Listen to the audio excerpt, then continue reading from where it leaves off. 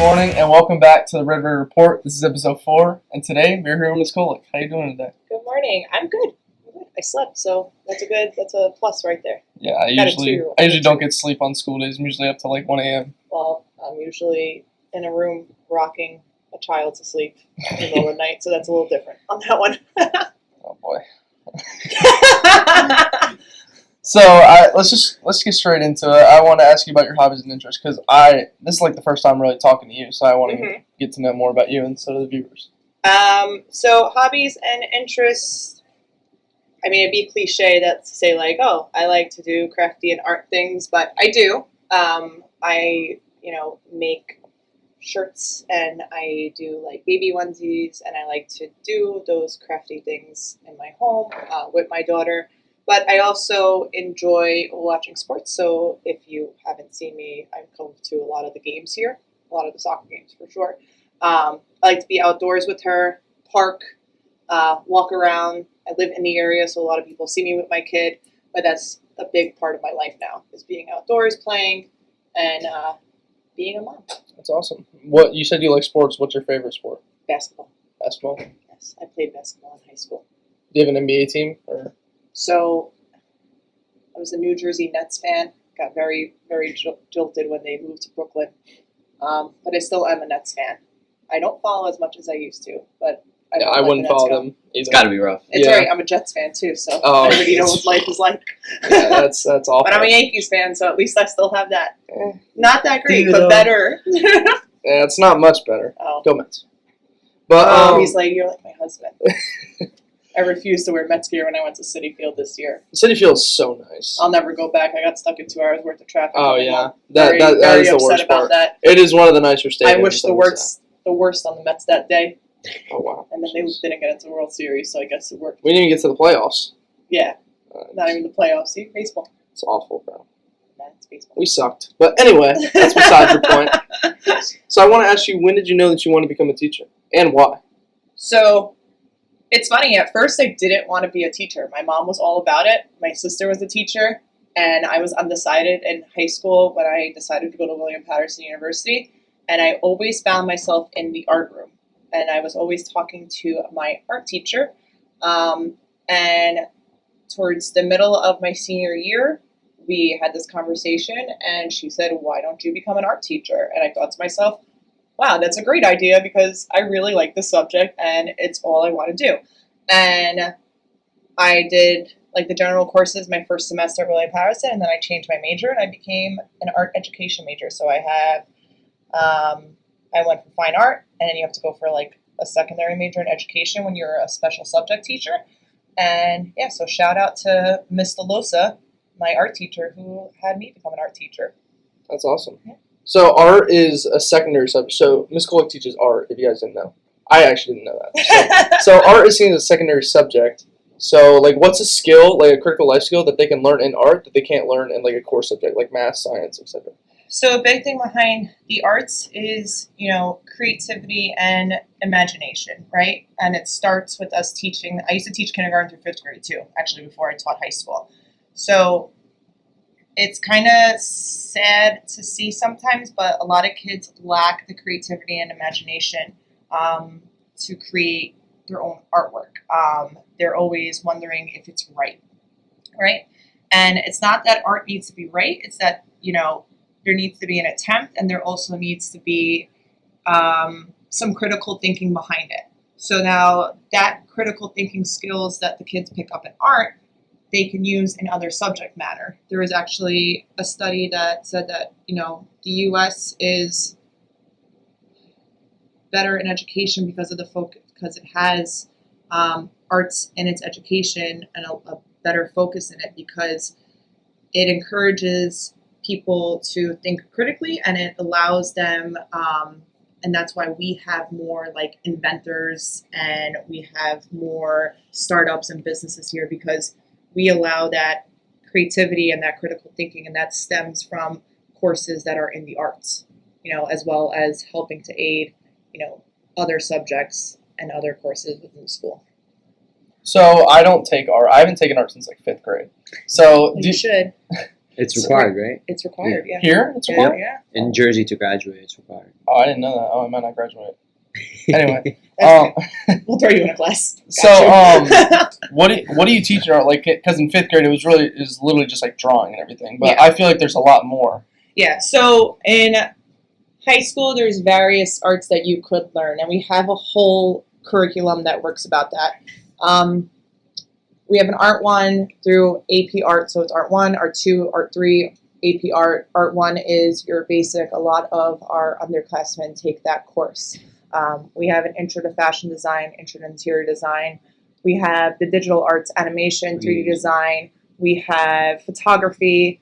And your news network is an art in itself as well. Yeah. It's a videography class. It's your editing, your graphics, everything like that. So that's another type of art class in itself, which goes to show and answer your question prior.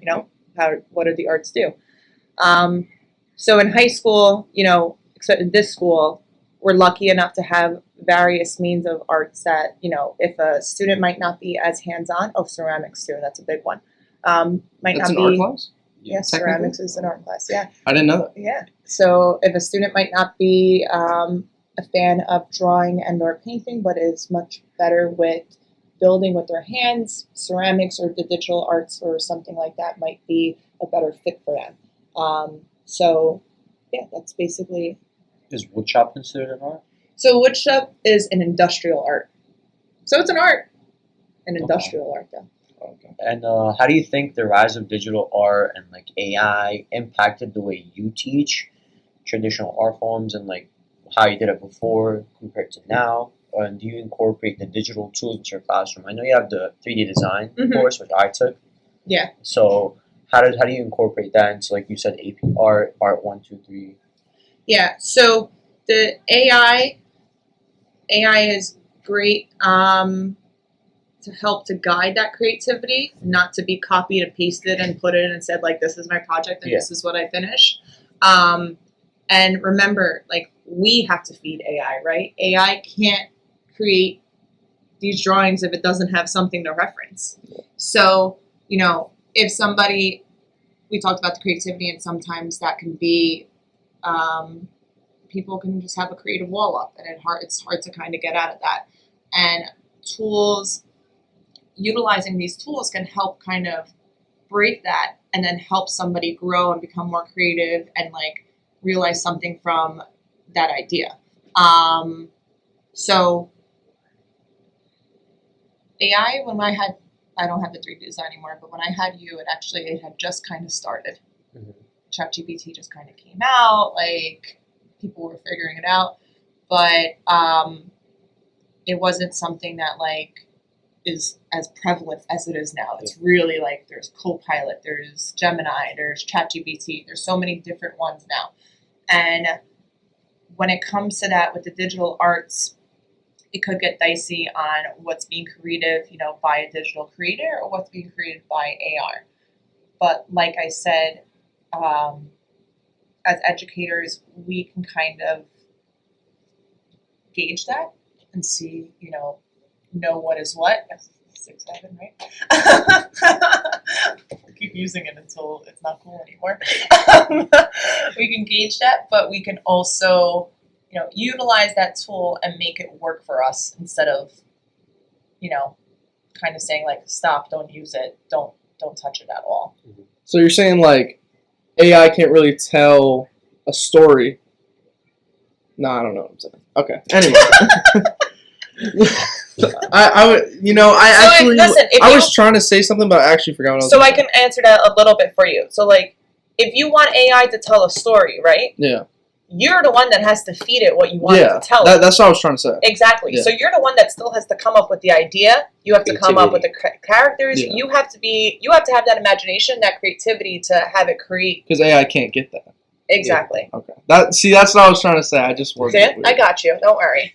So, what is the biggest challenge facing art education today? So I would just say like getting the art out there and having people see the arts.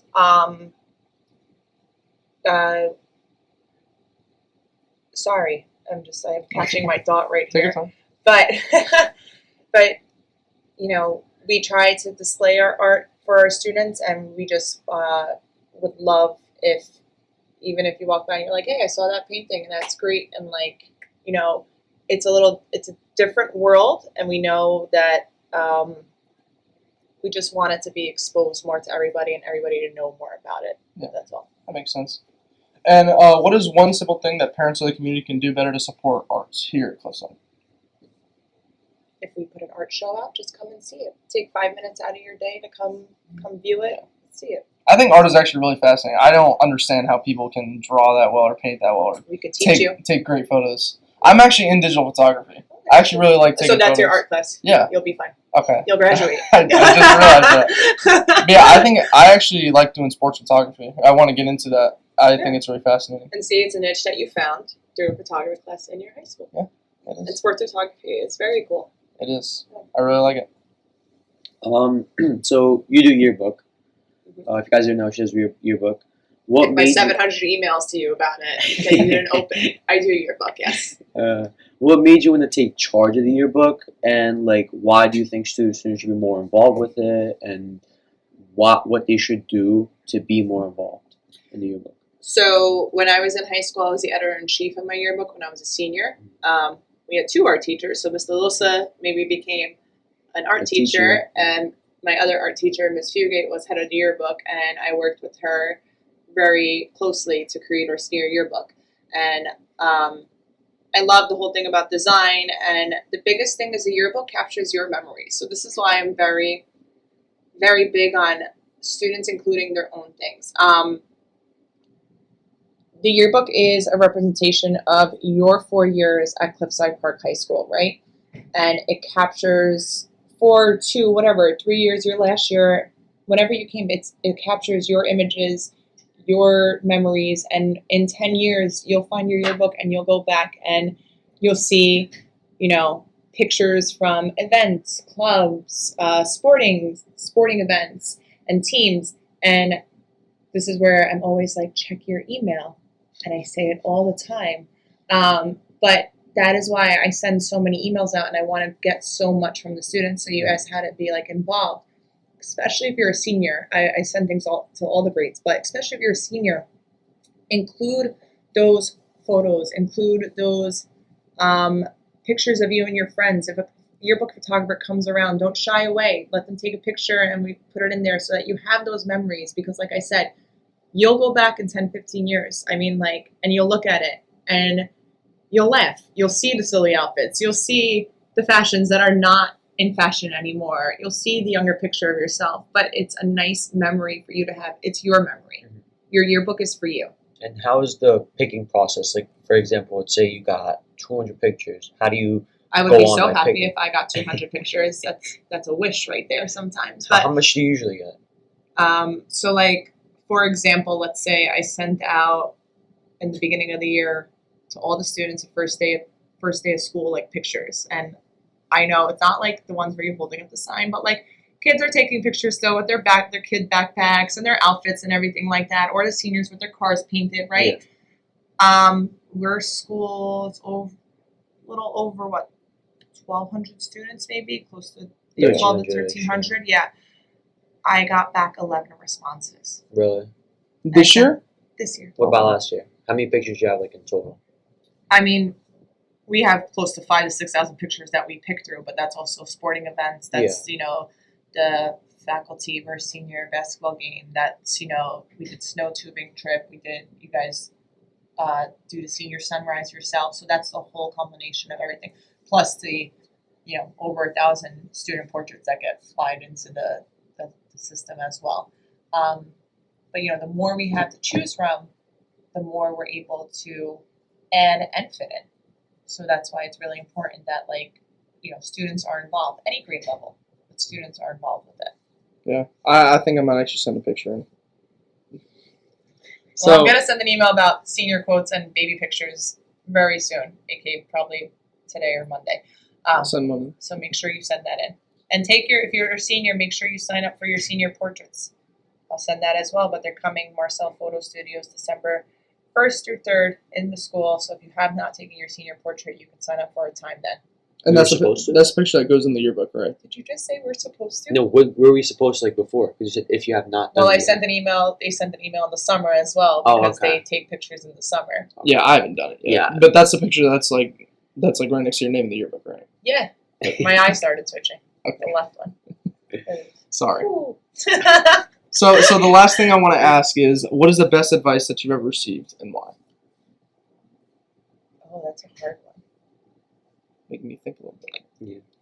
Maybe Yeah. it was the art teacher that made you become an art teacher. No, you know what? I'm gonna. It's something that I say to the kids here, but it's from my mother. When I was little and I used to do something wrong, I would say sorry, and my mom would always say, "Sorry is a word, but your actions prove it." You can still use the word sorry, but your actions prove it. So that was like definitely a great piece of advice that I carried like through my entire life. Like, we make mistakes, we're human, things happen, and we can apologize for when we do wrong, but our actions are what show that like we are truly sorry for what we did. Yeah, you've said that to my freshman version a lot. Mm-hmm. I remember that. Yes. Actions speak louder than words. Yeah, That's a fact. exactly. Yeah. That's exactly. So that was episode 4 of the Red River Podcast. Thank you, Ms. Kolic, for coming on. You're welcome. Thank you for having me. Any last words? No, this isn't as bad as I thought it was going to be. Yeah, it's not that bad. Yeah, it was- This is actually probably the quickest episode that we've had. I'm a talker. I can go on. But thank you again, and that was episode 4 of the Red River Podcast. We'll see you next time. Peace.